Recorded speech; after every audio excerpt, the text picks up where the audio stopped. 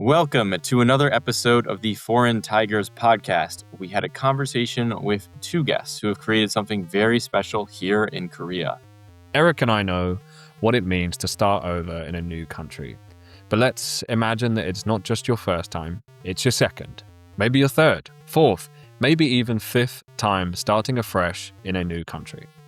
Now imagine that doing that with a family and essentially flying solo whilst your partner focuses on the job that brought you all there. This challenge is something that our guests today are actively working to help make better. They run an organization called The Gallery, which is located here in Seoul. Their focus is expat families, and in particular, the trailing spouses who manage the family, often while pausing their own careers. The Gallery helps keep these professionals engaged in learning through events focused on leadership, building a personal brand, and turning their pause into a period of growth. So, without further ado, here is our interview with Inga and Anne, two of the leaders from The Gallery. So tell us about the Gallery Seoul. What's its mission? So I actually looked up our very specific formulation of what is the mission because this has been a ongoing topic for us. So is it okay if I start by reading it out loud and then I explain why we're reading it? Yeah, please do. So it says now, the Gallery brings together expat professionals in Korea to explore leadership through inspiring talks and practical workshops. We help our community turn career disruption into professional reinvention. And the reason I had to read that, and it's not on the back of my mind, even though I started this together with good people, is that finding the right language for what Gallery is has been a journey because Gallery has been developing. And so we were founded to help expat partners or expat spouses, which is sometimes called trailing spouses, which both me and Anne are, but that title sucks.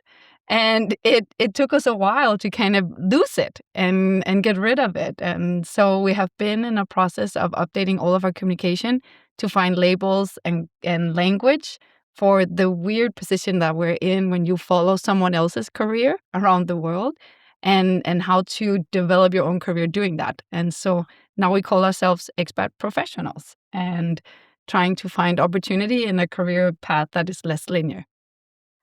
That professional part is really important. Just because we follow someone across the world doesn't mean we give up the parts of our lives that we really appreciate, that give us meaning, that help us grow. And so that professional side, launching that trailing side and saying professional expat spouses, just helps it feel better to be here. Can you just specify what is your role what are your roles with the Gallery? So I founded the Gallery and has this founder role, and it's very helpful in being like, but you are the founder. Of course, I am very proud of that, but everything has from the very beginning been a team effort. And all the great speakers we had have always been in the grace of network and people who trusted us and brought them in. And the team has changed over time. My role is overseeing all teams, kind of being the octopus in the middle, as we grow and develop and try to remember all the different moving components that we have. And then I'm a big part of the events team because I love the events, and that's what gives me a lot of energy. So that's my primary role. I started with events. Events is identifying speakers, location, that sort of thing. But as we sort of just begin to evolve, there was this moment where we said, we need some strategy. We need to know where we want to take this. And then you kind of say, let's make some partnerships. Let's reach out to chambers of commerce to see if we could be part of that. And so I'm a little bit of events, a little bit of strategy, a little bit of partnerships. But also I think we are thought partners about, what can we make this into for the time that we're here. And so, but what's really important is that we I sometimes say we got to keep it Danish simple. And I think that there's also like this really great Danish leadership sort of way that we are all pretty equal at the table, and we all really respect and appreciate each other, and we lean on each other, especially because of travel schedules and in and out. We all can do almost everybody else's role, and that's really, really important. But we can't do this without our entire team. From Julianne to June to Julia to Lauren and Fran and Caroline and Avni and Rita, all of us are pitching in and rowing this boat in a direction that that is taking us somewhere and creating waves, and that's just, it's awesome. But we are definitely a team. Okay, so we've heard a bit about the gallery. Now let's find out a bit about you both. What do you want to know?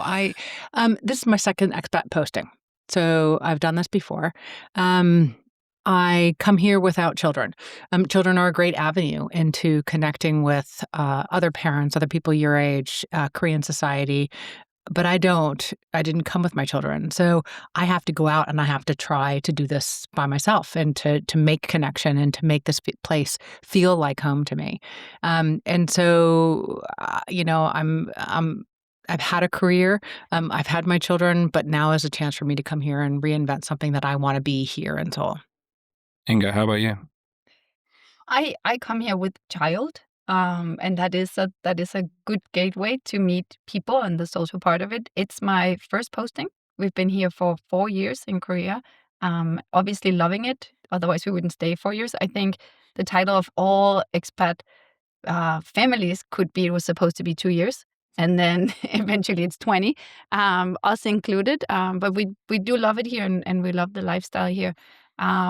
But it is a new life, especially for me, because I figured when we left Denmark that I would just find a job, which was incredibly naive because there's many logistical and legal and emotional factors that play into what is the role of the accompanying partner.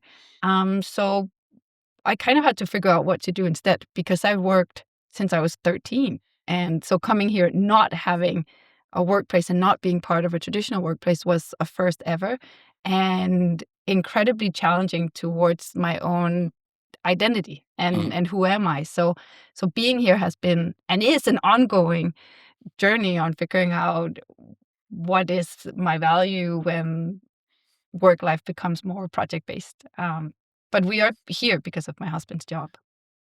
I think something that's interesting about the gallery and the network it cultivates, well, a lot of people come to Korea or they go to find a new home abroad for whatever reason, and they try to find and seek community.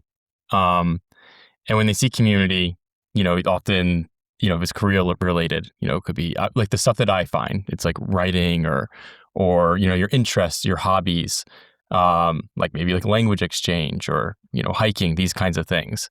But career is something that's really particular. It's kind of unique. It's not simply an interest, right? It's something that runs really deep. So I'm curious about, when you came here, when did you realize how important it was for you to have this community, not some other type of, like, what point were you like, wow, this is something that I'm missing and something that I need to create? My contract is 5 years. So we are here for 5 years. When I came, the first year you do the hiking and you go to the cafes and you search out the restaurants because that's just part of settling in and you want to know what this place feels like. The second year, I kind of started and said, I can't do that for 5 years. Like, I need to reconnect with the things that bring me joy. And kind of like you both, I started work early too. There's good parts of work that bring you joy. It brings you a validation of yourself. It gives you meaning and worth. And so I knew that I needed to search something out. And the gallery wasn't my first place, actually. It was the BCCK. It was a British Chamber of Commerce, because I knew that I could connect and talk to people in a way that furthered my understanding of what Korea was and what kind of business happens here. And so I think we all have a path that's different that gets us here. I think some people, what we're seeing in some of our new gallery members is they get here and right away, that's what their interest is in pursuing sort of the continued professional development to keep them connected because they know they may be here only 2 years. And so they need to stay relevant. They need to stay connected. And so I think we're all different in this journey of kind of an expat professional spouse. For me, it was like that. It was immediately. Hmm. I did my first my professional background is in public welfare development and social services. And I did my first interview with a big NGO the first week, 2 weeks after my daughter was enrolled good in daycare and school.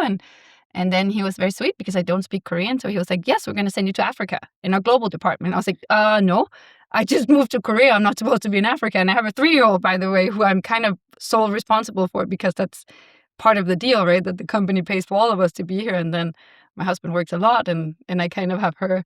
And that's when I realized, okay, so maybe doing a full-time normal job is within reach. And then started a few months of struggling.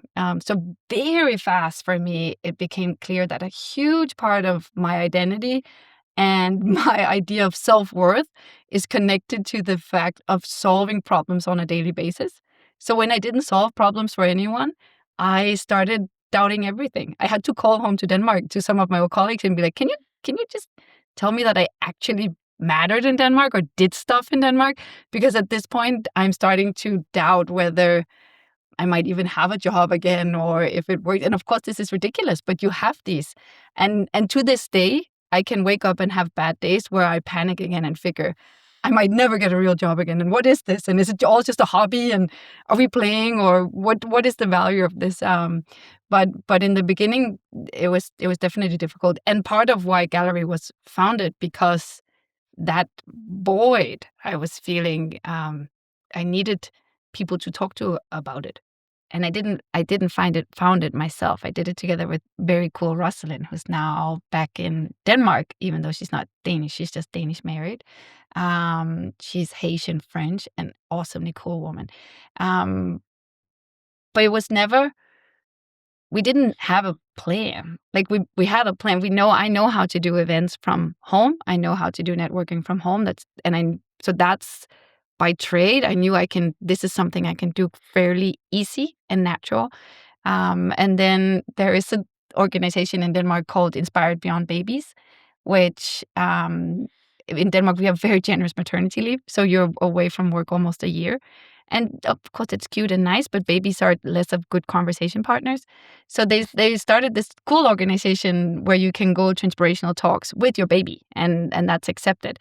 And for a little while here, we joked we should do Inspired Beyond Expat Wife because we were lacking it. And then I think in my whole, I don't know what to do. And I still am working from Denmark, but I needed something to connect me here. I was like, but then let's just do it. Because I know how to do the events, and we found Mishmash, who is, I joked earlier saying she's our Ajuma, but we could not have done it without her. Actually, finding venue was a weird practical detail that for a while was what was stopping us. So when Yuyun said, sure, come to my house, I'll cook for you guys, that was when we could start sending out invitations. And then we started cold calling speakers, quite high-ranking speakers, because we always had very cool speakers.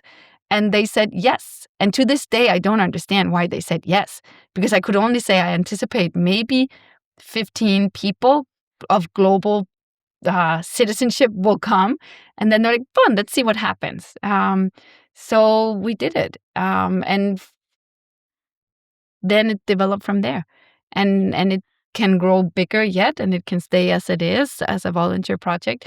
But there was never a big launch plan, we just started it and did it. And I think that can be something for others, maybe to see if there's something you're good at, see what happens. And 14 people might show up in a basement, and 3 years later you might have an organization, right?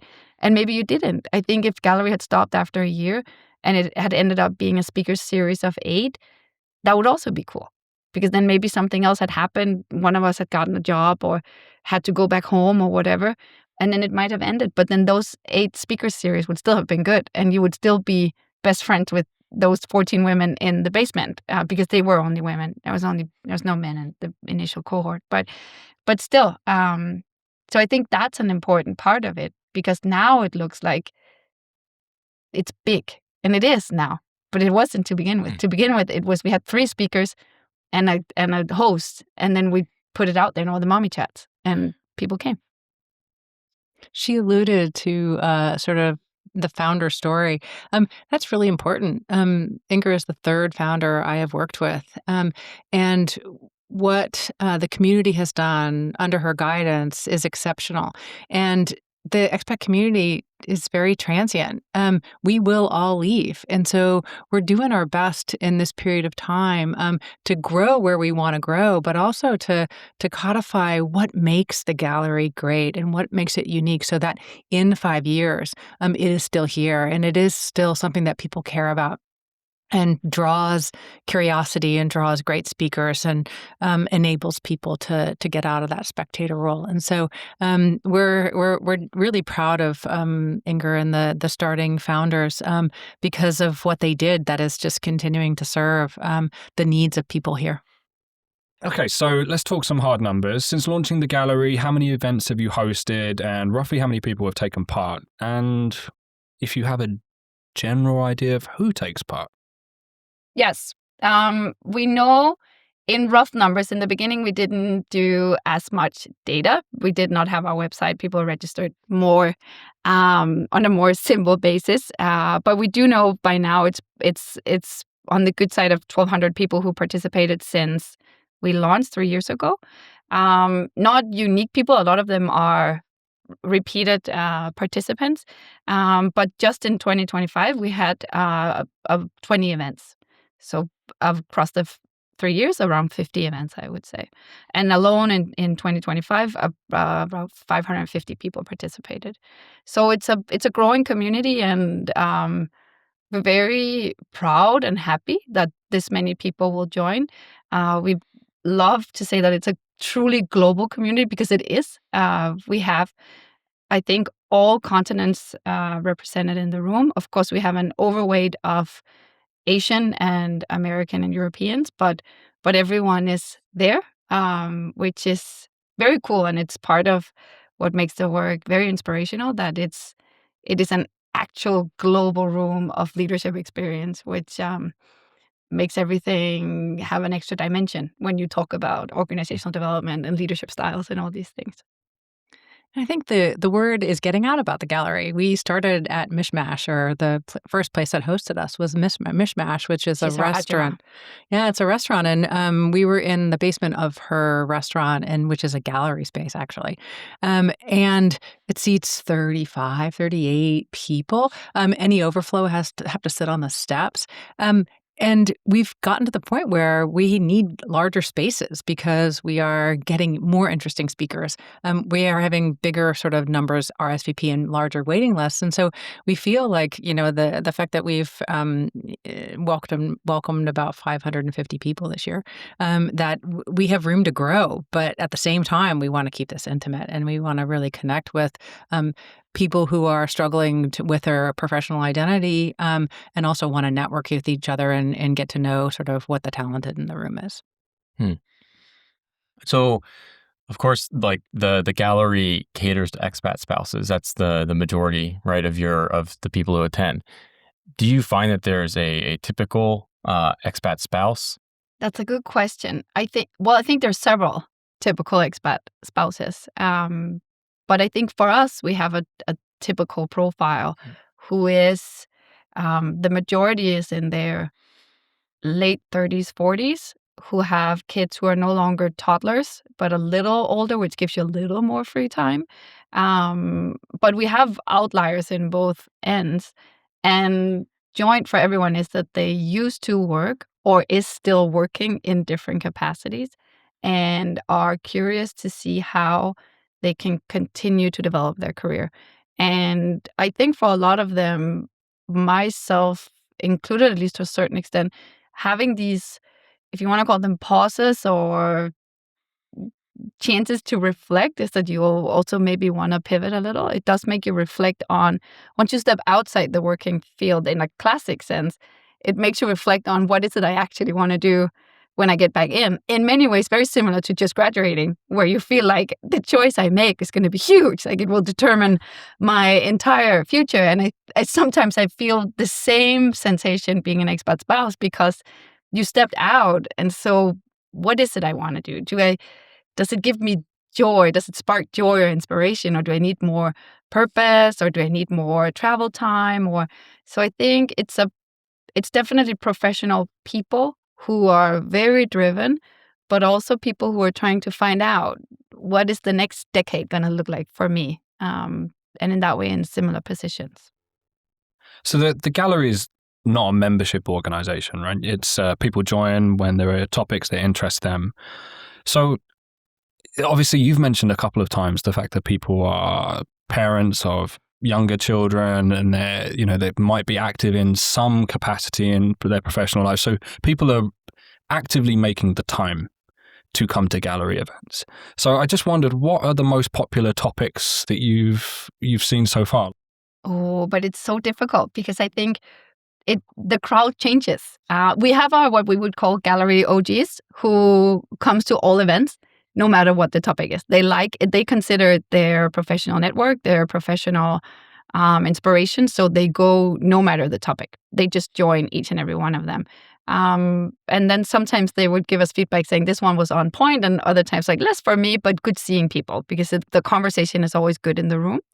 And then we have people who shop around. We definitely have a half who's more interested in the career development. We call it toolbox, like where you talk a lot about how to build your resume, how to plan your career, all these things. And then we have another half who resonates well with the more abstract inspirational leaders. That is leadership in all contexts. That can be change makers or political leaders, or as Anne just mentioned before we started, that we had a military leadership speaker talking about how the American Army leads and how can you connect that into your own leadership style. And that was the best one.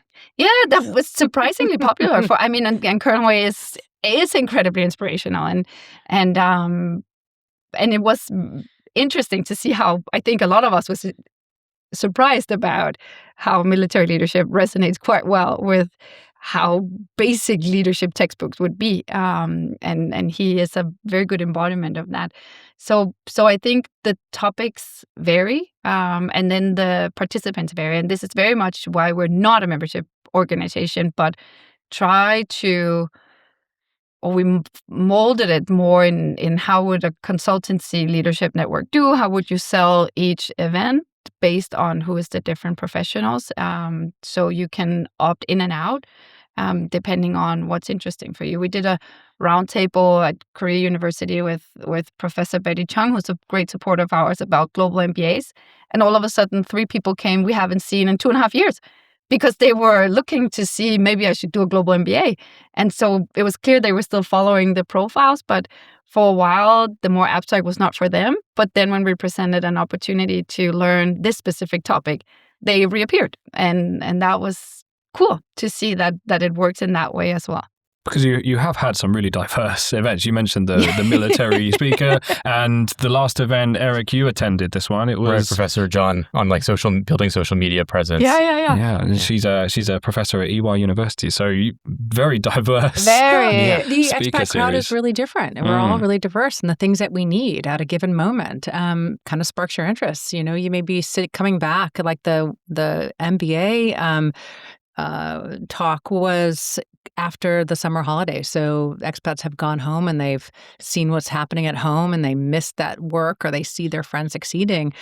It was a great chance to come back and say, you know, hey, have you thought about an MBA? You're here on a natural break. Why not consider it? And so it's wherever you are in your moment of life that you see the title and you read the description of events and you say, this one's speaking to me. This one I need to go to.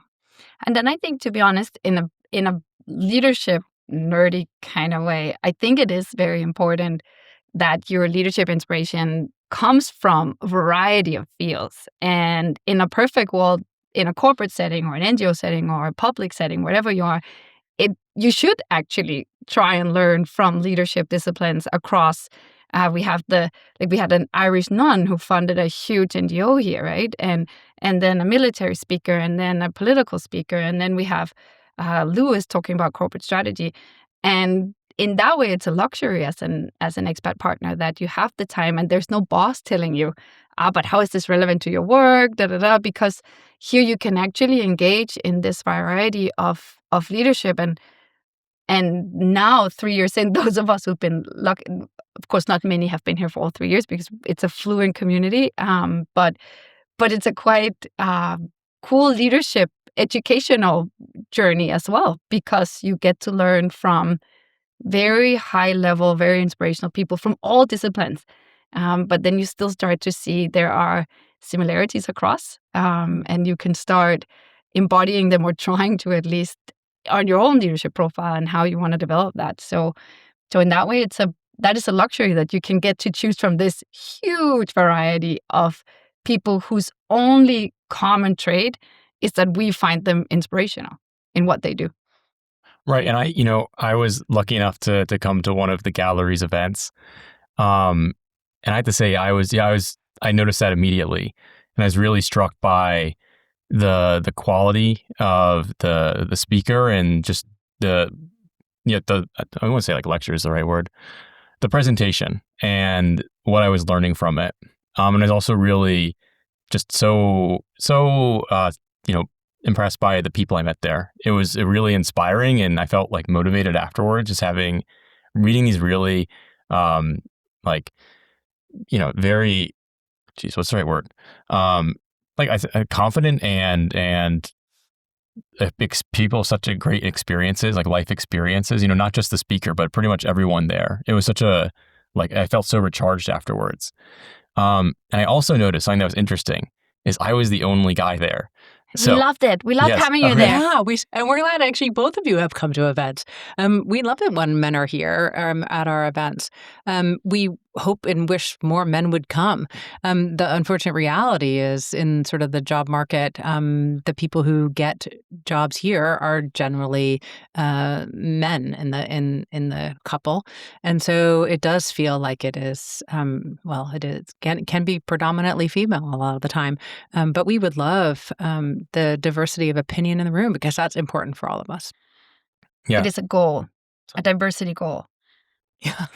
I just felt being there, right? Like just, wow, like this is just for anyone who wants to learn and anyone who wants to network. So, that's like really incredible great to hear. No, and I think, but it is like we joke about that it's a diversity goal, but it is. And I think part of what happens when you are in a female management group is that, of course, a lot of the leaders we're inspired by becomes female leaders because you mirror yourself in that. And then a topic is quite often, how does it feel to be the only woman in the room? Which I think many people in the room have tried. Like I used to be in management consulting and university, very often only woman in the room. Like, what does that feel like? But then if we flip this, you did it very well, but it can be an intimidating room. You look in and there is maybe 34 women sitting and then you. And so how does it become a room that is more diverse? Because, of course, there are male trailing spouses. And sometimes I think that's an even lonelier journey because you are not necessarily feel included in all the female networks. Of course, you could and should. But it is not always easy being the one who is different. And without being a man, I am sure it will mess with their identity as well, and maybe even more sometimes, given some of our traditional gender roles understandings of who is the breadwinner and what do you do then? Do you do yoga with the girls? And like all of these things that I can imagine they will hear depending on their background and where they're from. So it is a goal to have more male in the room and create diversity that way as well. But I think when we select our speakers, we're not looking to talk about female leadership. It has happened, for example, when we have usually a female diplomat, we talk with them about leading as a woman in a very male field. But generally, all of our speakers are just talking about their experience in leadership. And your experience in leadership is not male or it's not female. It's your own unique experience. And so, we welcome everybody to come. It's not going to be something that is intimidating except for the other eyes in the room. What do most trailing spouses experience whilst away from their home country? You've been here a number of years. What's the experience like? I think it's very different. I meet expat spouses who are very good at it, who are very happy in the role, and who just dive in on the cultural part and do yoga every day and are super moms and just happy in that. And I think that's the easiest one. Of course, everybody will have difficulties, right? And then I think there's the category of myself where it's more of a changing journey. So you have phases where you're completely in love with it, and you have phases where you struggle. And I think it's a battle against yourself and controlling the negative thoughts and figuring out how to boost the positive thoughts about what happens. And then you find your community that you can talk to and work through the different phases together with. I think one of the challenging things, and it took me a while to realize, is that it's always annoying going home. And it's sad if people home listening into this.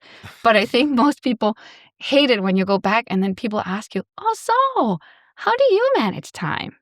And it's not meant in ill will, but it always comes off a little condescending. Like, how you have all the time in the world. Oh, do you read some good books?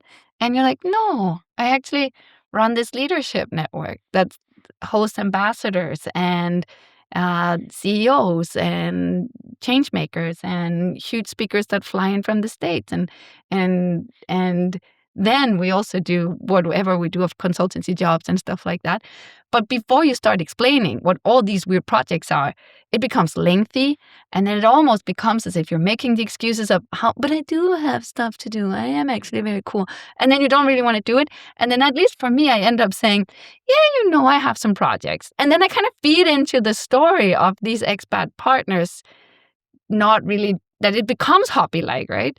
So I think most of us we avoid that question and we hate that question. And then we're so happy when we're back in expat country and people get you and you understand it more and it becomes more relaxing. And I think that's part of Gallery, is that you meet this community where you don't have to start explaining. You can just start working or respecting each other. So I think that question is a tricky one for all expat partners. And we have done events where it has almost been the top, like when we have career advisors, it is, how do you coin that? How do you explain a career that is not exactly a ladder, but more of a maze and has a train metaphor and how do you try to explain it when you don't have a title, but you have something else? How do you explain that? So I think that question is a big part of it, of the experience as a trailing spouse. And I was not prepared for that. I thought that would be not a non-issue for me, but it has been an issue and can still be an issue. 4 years in, it can still be an issue. She alluded to the train metaphor. I've moved 5 times with my husband's job.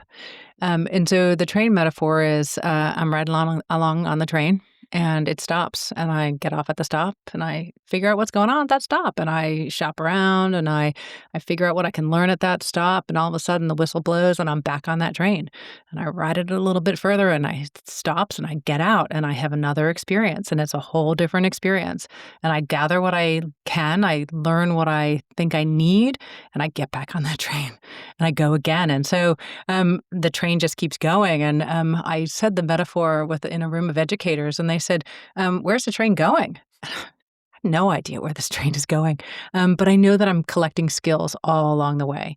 And so, if we go back to the original question is, what do we miss? You can say that you miss your friends. You can say you miss your kids because my kids are there. There's certain foods for sure. But there are things that we're getting here as expats that we can't get at home. And you can sit and dwell and say, these are the things that I miss. But you can also say, wow, look at these really cool opportunities, because I can't do this where I'm from. I can't do this like in a whole lot of places, but this is a really good stop on the train to get off and just say, I can't miss what the things are. I have to figure out what I can learn here. And so maybe it's just an outlook of life as all expats are different, as I've got a really positive outlook. And that I just kind of say what's possible. Because what's possible means Inger comes and she starts the gallery, right? That's a possibility. Is that's a great one that's really opens up opportunities for professional spouses here. I'm thinking about that metaphor, the train metaphor, with having these stops, and talking to you and also talking to some of the other participants when I went in person. This wasn't like their first time, being in as like a as an expat spouse, right? So several of the women there had been in the same position in different countries. So something I'm curious is about the Korean experience. And the gallery, it feels like it's something that can be quite universal, right? This is a universal experience. But it happened in Korea. It's happening in Seoul. Do you think there's something about it happening in Korea, versus say if it were to start off in like Singapore, Berlin, or some other country that makes it fundamentally different? And is there something that does that add any sort of unique factor to this community? Well, I mean, Korea is a little different in terms of work visa. There's less opportunities to do project-based visas, where countries like Singapore and Hong Kong have those options. But I think that's a small fraction of why it's difficult for spouses to work. And in the beginning, we talked a lot about that, like the legal issues. But then you realize that for a lot of people, this is their fifth posting or fourth posting. And it was kind of the same. I think of course, if you're European and you're in Europe, it's easier because then immediately you can work in any way you want. So the expat community in Europe is different. I know that from friends who are there now. It more people both would start working, and it would be like being in Europe. But of course, for many, if you're far away from your home country, then I think gallery could exist all these places. And we do know that there are tiny ripples starting to happen where people who used to be here is now new postings and now missing their crew of professional people. And now they have to go find it. And they might start their own gallery. And that is incredibly cool to see. So I think Seoul is unique in some ways, but I think the experiences of the expats partners is more universal than I initially thought, actually. I wonder, for someone who does feel like I'm just tagging along for my partner's job, what does stepping out of and I'm going to use your website's lingo here, what does stepping out of that spectator role actually look like? I think it can look differently for everybody. Maybe it's joining your local community center's afternoon of present wrapping, the bojagi, I think that's how you say it. It's different from everybody because your need is different, right? And we all have different personality sets. So the gallery is fairly driven participants who are seeking something. So, I mean, it's different. It's what you need. So stepping out, I think, is recognizing that you need a better connection with people. I think that's really what it is whatever is going to connect you to what life is like here currently, so that you are feeling validated and understood, really. And I guess that feeds into the variety of the topics that you offer that we've spoken about already. It's that you kind of pick and mix buffet style what you're missing and hopefully find something for you. I mean, I don't think stepping out means, you come to a gallery event and all of a sudden you've got a job somewhere. I think that would be exceptional. Is that you're stepping out to try something on. You're you're seeing if this fits, and if it doesn't, go back and step into another opportunity and see if that one is fulfilling for you. Is that you have to kind of try things on to figure out where you're going to go, but by no means is stepping out, going out and starting a company. That would be an exceptional thing. Yeah, and I think, I mean, it's a kind of a just do it kind of sensation. I think it's a highly personal journey as one. I think all careers are, right? But I think sometimes when you are in a traditional career, there's this time to pause, especially in the years where you have little ones. And at least that was the case for me and my husband when we were in Denmark and had two demanding jobs. You didn't have much time to sit and reflect on, is this where I want to go? Like it was more survival and making sure that you made it. So I think being here as an expat partner and being part of Gallery is also realizing maybe, for example, you don't want a full-time job, because that's what it's been like for me. We've been back and forth, my husband and I, and then I realized when we just extended again that it makes no sense for me to get a local Korean contract. Part of this life that makes this life magical, and it's full of privilege. Now we talk about all that we're missing. This life is full of privilege, is that we travel a lot. Like we're in the middle of Asia, right? And if I got a full-time job here, Denmark has very generous vacation. So if I got a local Korean contract, my husband and daughter could travel. And then I would be here working. And is that what would make me happy? No. Then we should go back. So what is the part of expat that is valuable? And so we sat down and figured out, but part of that is the flexibility and the traveling.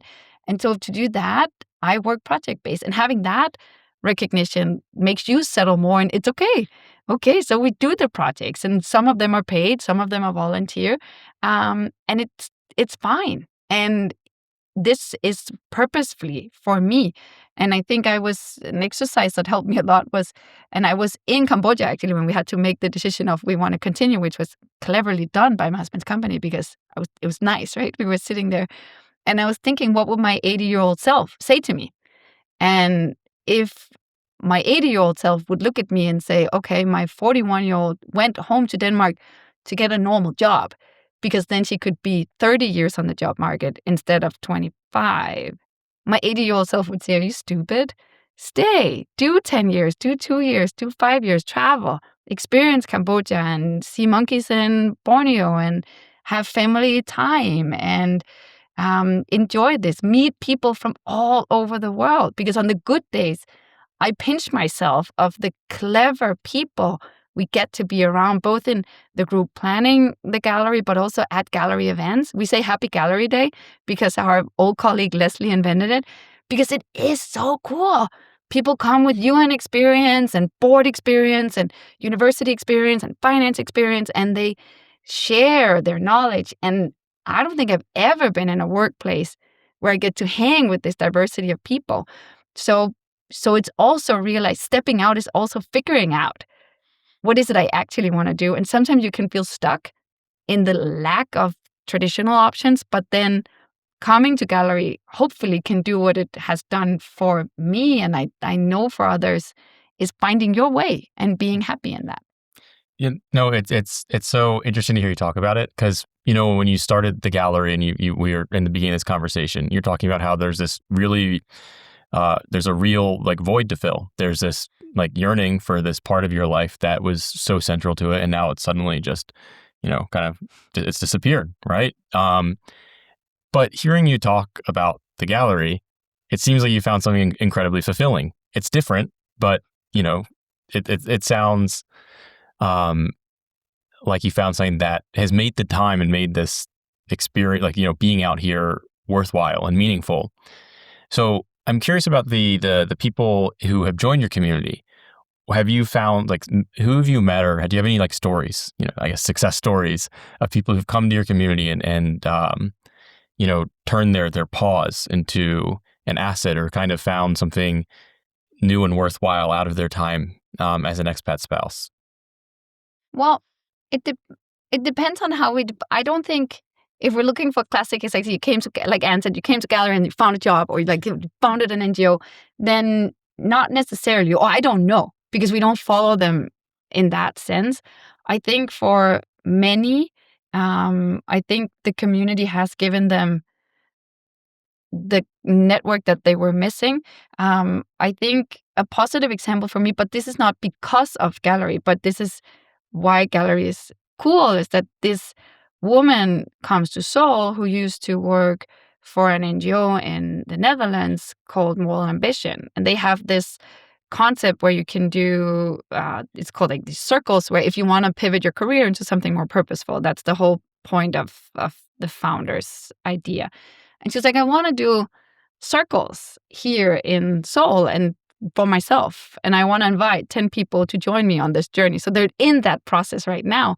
And then, of course, at Gallery, we would be happy for her to recruit people because that would be like-minded people. And so she did. And now they have this power, I don't know what you call it, 10 people working through this process. And she's sharing her knowledge from this NGO, and now they are seeing how they can apply it for their career. And it's multiplying. And it's not because of Gallery, but it's on top of it or part of it, and so it grows like that. And I love that.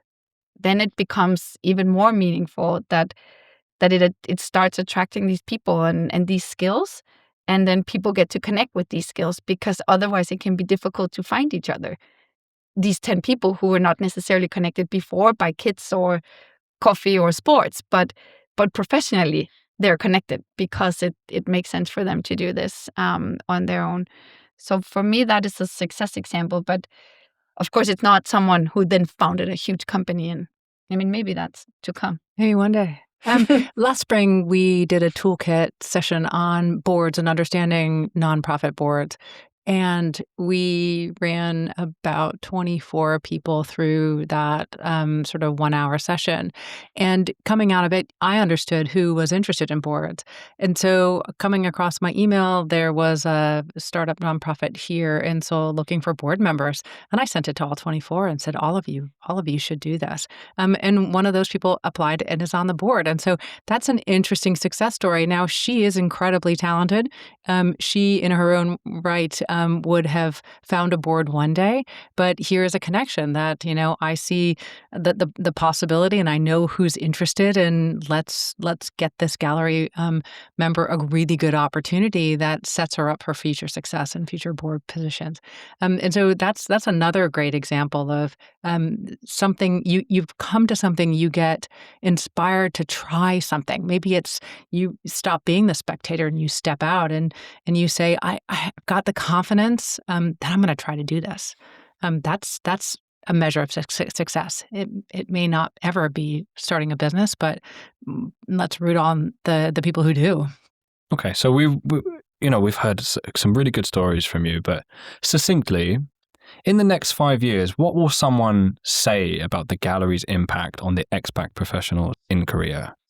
I would hope that it becomes something where when you're coming to Seoul because you're looking for housing and your spouse has that job, somebody says, this is a really great opportunity. There's a great network here of professionals who are unable to work because of visa issues, and they are going to be a great support system for you. And it becomes like a selling point of, we've got world-class restaurants and we've got world-class schools, and we have a world-class network for professionals to continue their development. I think that would be an amazing thing, is that people beyond Seoul and the people who influence who comes to Seoul have us on their recommendation list. I agree. And I hope that it will help more people hit the ground running, where I think I still remember when we sent the first invitation out for Gallery, and we hosted, the first was like a cocktail to figure out if there's people out there who would join weird leadership sessions, and 14 people came. And still to this day, those people who are still here, who were in that drink session, are some of my very best friends. And I remember the feeling of being like, there you are. Here's the people who want to talk about these things and who has experiences that I can use and build on, and who can challenge me and develop me. And hopefully now maybe you can skip a few of the lonely months and go straight to the crowd where you have a place to voice your frustration, but also get inspiration, or even just ask for opportunity, because now there is a forum you kind of tap immediately into.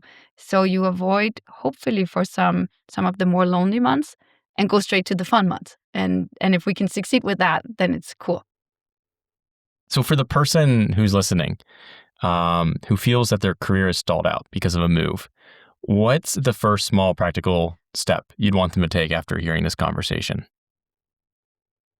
Come to a gallery event and meet cool people, and then see what happens.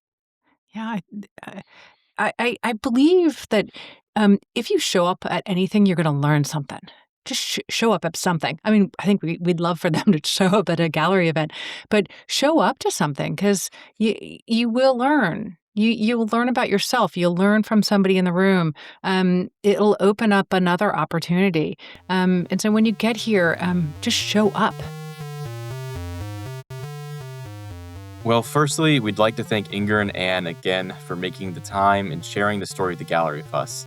And it was, honestly, a really insightful conversation. And I think the story of trailing spouses, it's probably something most people never think about unless it's happening to you. And as Eric and I mentioned during the interview, we've both attended gallery events, and we'd wholeheartedly recommend attending to anyone. Like Anne said, that if you show up at anything, you're going to learn something.